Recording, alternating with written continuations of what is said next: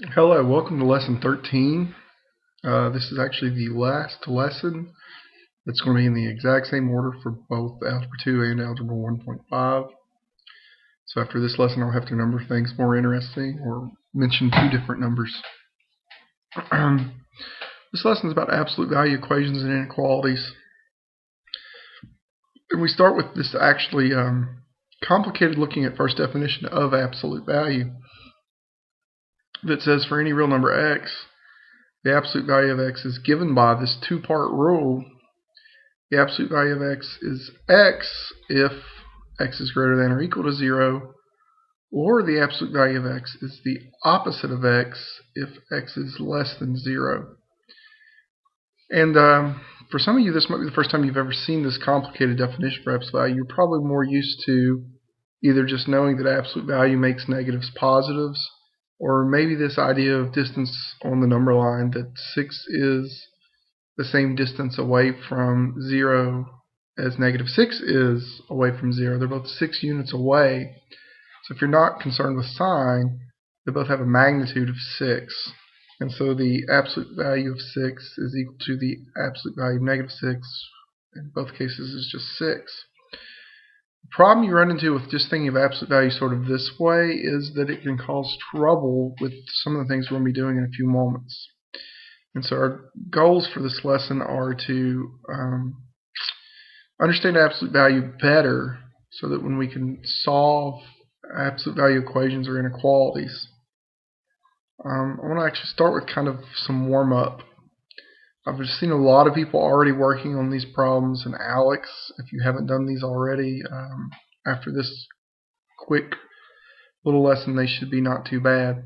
Because we talked about that absolute value is a grouping symbol. If you have these nested absolute value problems, you would start on the inside and work your way out. So 5 minus 7 is negative 2. The absolute value would make that 2. This problem would be 3 minus 2 inside of absolute value, which is 1 inside of absolute value, which is just 1. Similar with this problem, you start on the inside here and work your way out. 5 minus 8 is negative 3. But the absolute value of negative 3 would be 3. So this time we have the absolute value of negative 4. Always draw your absolute value bars nice and tall so that they can't be confused with ones. Over here, this is a little confusing. Let's make these nice and tall. And so that would be 4. So if you haven't done those already on Alex, please do so. Thinking about this definition for a second, why is the absolute value of negative 4 4? Most of you just think of it as, well, the negative just magically goes away. But according to the definition, what's actually going on here is you check the number inside of absolute value. You go, oh, it's less than 0. So that means I need to take the opposite. Well, what's the opposite of a negative, or the opposite of an opposite? Well, that is how you magically get that positive. So please understand that this definition is what lets you just sort of magically get rid of negatives. It leaves numbers alone if they're already not non-negative, but if they are negative, it puts an extra negative in front of it to make it positive. So we have some problems we need to do that involve solving equations, and I bet a lot of you can sort of look at this first one and just know that x is 3 or negative 3, and that's fine. If you can do that for an easy one, that's great. I want to show you the work real quick, though, to get you used to it. We're going to split our problems into two parts, a positive and the negative. Maybe x is already non-negative, so you just set the absolute value. You just sort of drop the bars, set it equal to 3. The other issue that you could run into according to the definition is that, well, you need to take whatever's here, take its opposite, and that would be 3. And so you get x3 or negative 3. And definitely the word or should be right there. So it's the positive half because you get the positive 3. It's the negative half because you get the negative 3. Sorry for the rough transition there. I just took a phone call and paused it while I did so. So what about this problem? Absolute value of x is equal to 0. I know a lot of you can look at that and tell me the answer is 0. But let's just check the work just to kind of see what happens. Either x is 0, it's supposed to be the word or the opposite of x is 0. So x is 0 or x is negative 0, except negative 0 doesn't really make a lot of sense. It's just 0. And so the only answer you get is x is 0.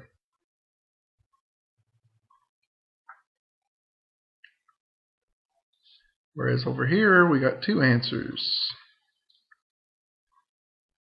3 or negative 3.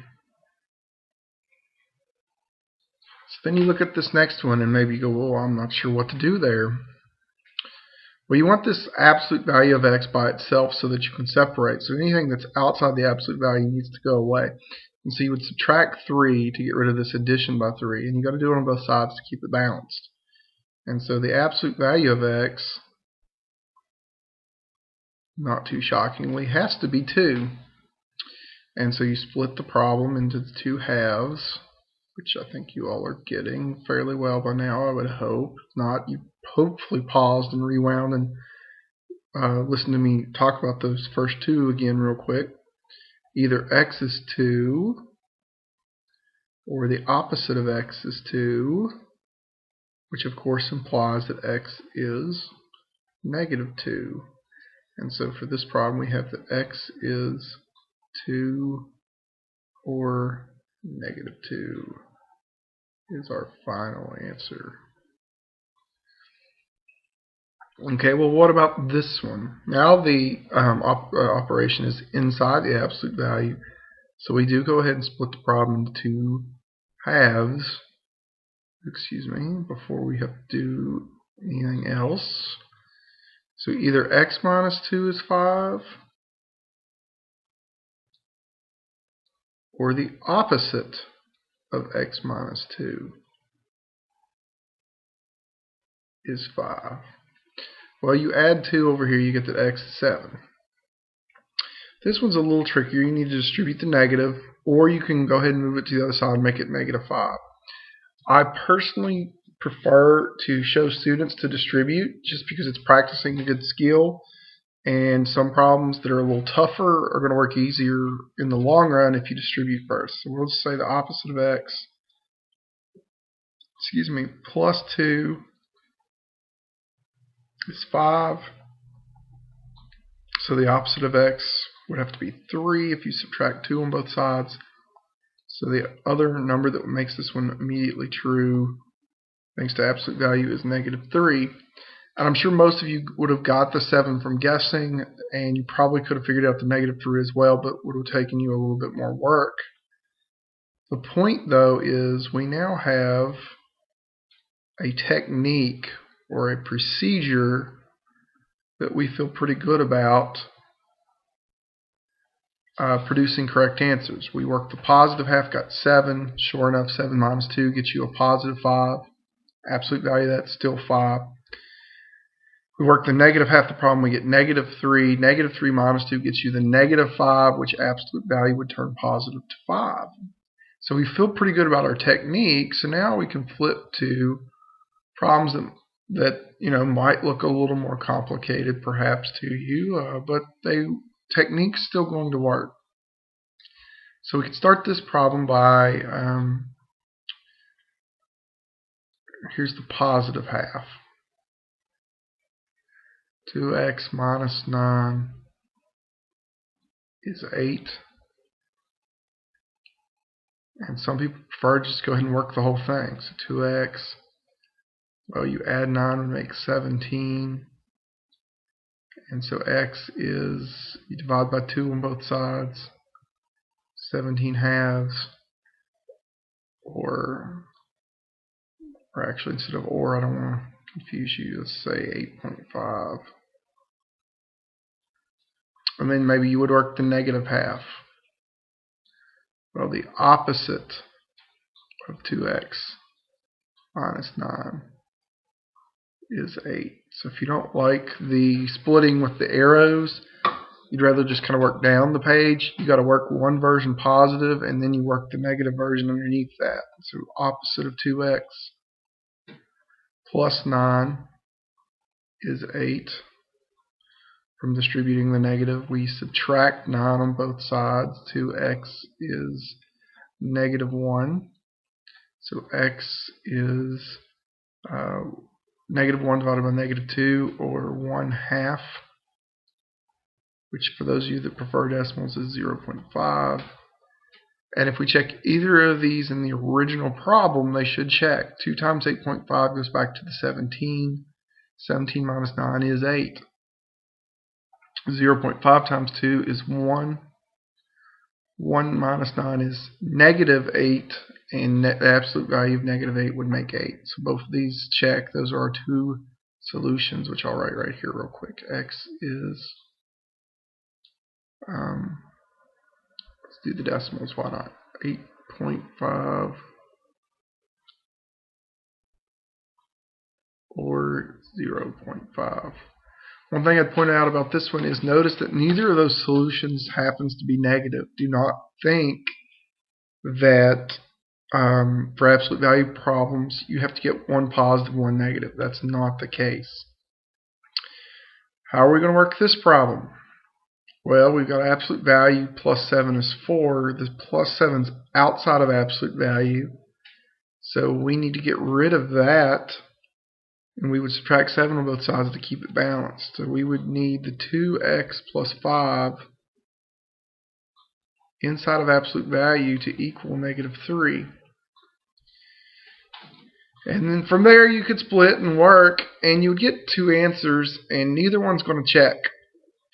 And so you might be like, what do you mean neither one's going to check? Or some of you might have already noticed this problem has a little bit of an issue.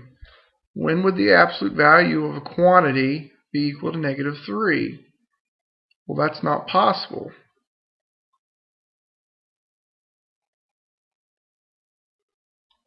It's not possible for an absolute value without a negative in front of it to be equal to a negative number.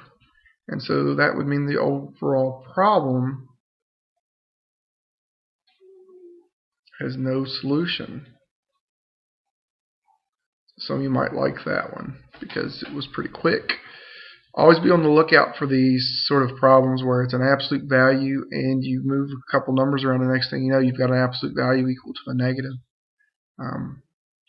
Because it is, if you don't notice that and you just follow the technique or the procedure, you're going to get answers that don't work in the actual original problem, so they're not really answers. So what do we got going on in this problem? We've got 3 times the absolute value of 6 minus x, closed absolute value plus 2 is equal to 14. Sort of the rookie mistake I see a lot on this one is people want to distribute. And sometimes you get away with it and sometimes you don't. You really just have to keep in mind that you're not distributing into parentheses. This is absolute value. So just don't do it. Just don't distribute unless it's parentheses or brackets. So instead, let's get rid of everything outside of this box. So 3 times something plus 2 is 14. Well, we subtract 2 on both sides. 3 times something had better be 12. Oh, well, 3 times something's 12 means that if you divide both sides by 3, the something had better be 4.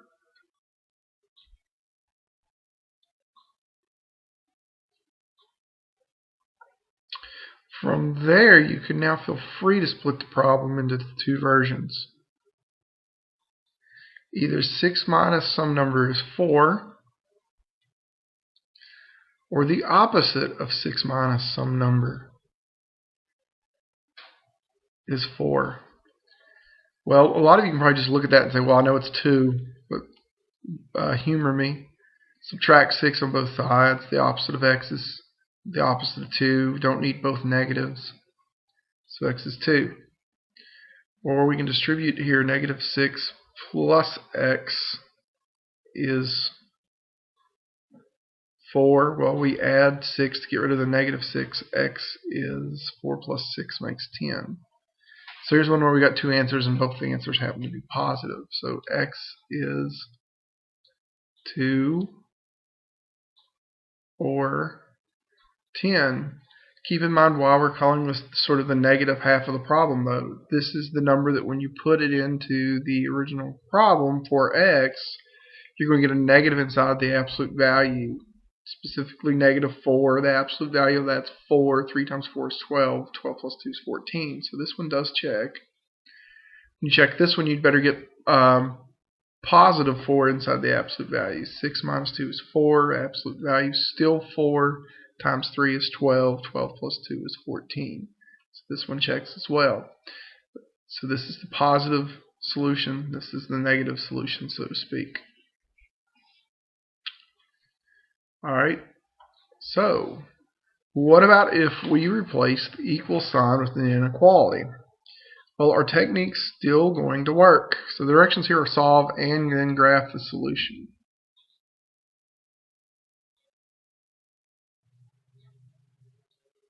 Graph meaning on the number line. Okay, so there's nothing outside the inequality, outside the absolute value, so we split. And I can't really use the word or yet because you may remember from a previous lesson, or means something very specific with inequality. So instead I'm going to put a little question mark. Maybe it's or, maybe it's and. Well, let's find out. 2x minus 5 is less than 3, or the opposite of 2x minus 5 is less than 3. So again, you can think of this as, in the positive case, you drop the absolute value bars. In the negative case, you replace them with parentheses and stick a negative in front. Well, here you would add 5 to cancel the minus 5 and get that 2x is less than 8. So division by 2 on both sides. X had better be less than 4. Distributing, negative 2x plus 5 is less than 3.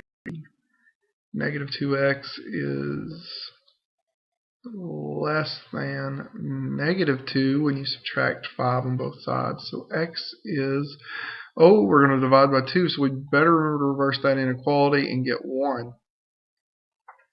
That's actually what the mistake that I see a lot is people who know what they're doing, they rush and they go ahead and move the negative to the other side instead of setting it up as this opposite of sort of way, and they forget to reverse the inequality when they do that. So please be careful with that. Well, number line graph time. Let's see. 0, 1, 2, 3, 4, 5, 6. Nice little number line. Let's see. We're greater than 1, so we're open at 1 and we're pointed that way. At 4, we're also open and we're pointed that way. Well, that means that these two are going to come together. And so the correct word here was actually and. This was an and inequality.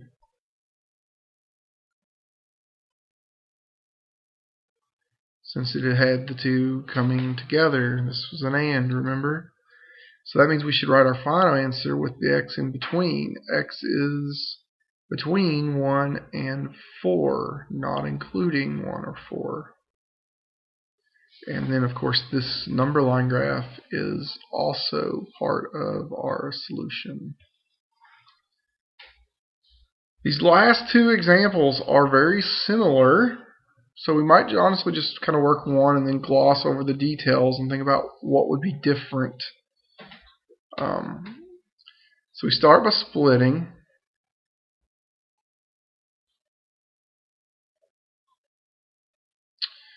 Either 3x plus 1 is greater than or equal to 10, or the opposite of 3x plus 1 is greater than or equal to 10. Well, we'd subtract 1 and get that 3x is greater than or equal to 9. You subtract 1 on both sides, and then you would divide by 3 on both sides, so x would be greater than or equal to 3. That's our positive half. For our negative half, we would distribute, or at least that's how I prefer to work them. So now we need to add 1.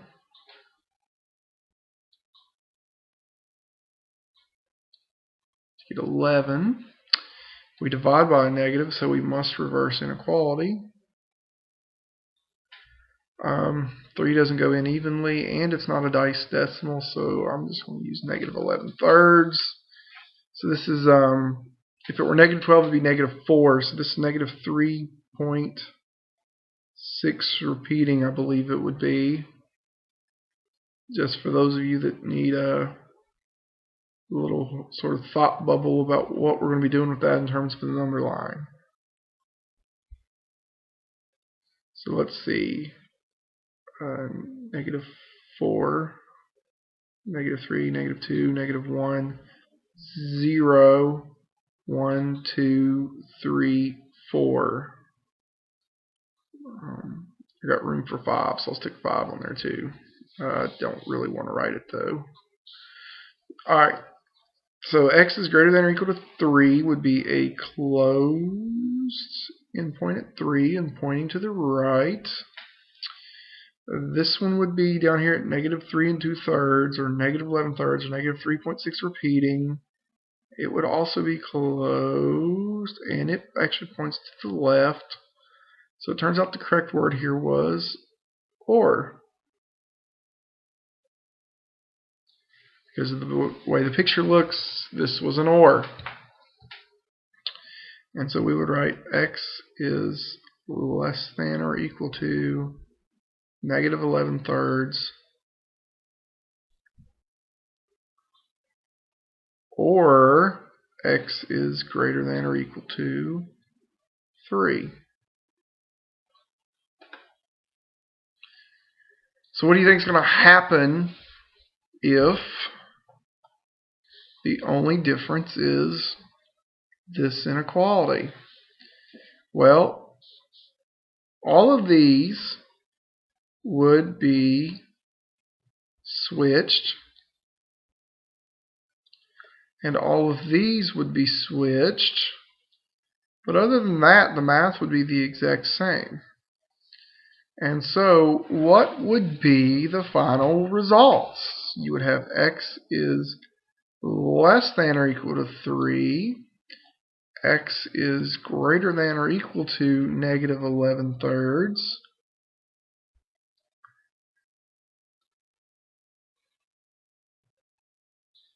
and we'd have kind of the same number line. I'll just, cheat and kind of throw it up real quick. This one would now be pointing that way. This one would now be pointing that way. Oh, so now they come together and make an and.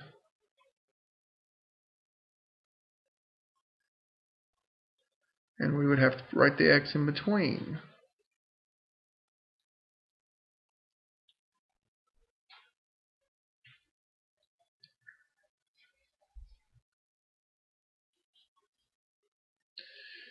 And so my question to you is, you're probably not terribly shocked that if the problems were the exact same except for the inequality, one of them ends up being an or and one of them ends up being an and. That's probably not the part that shocks you.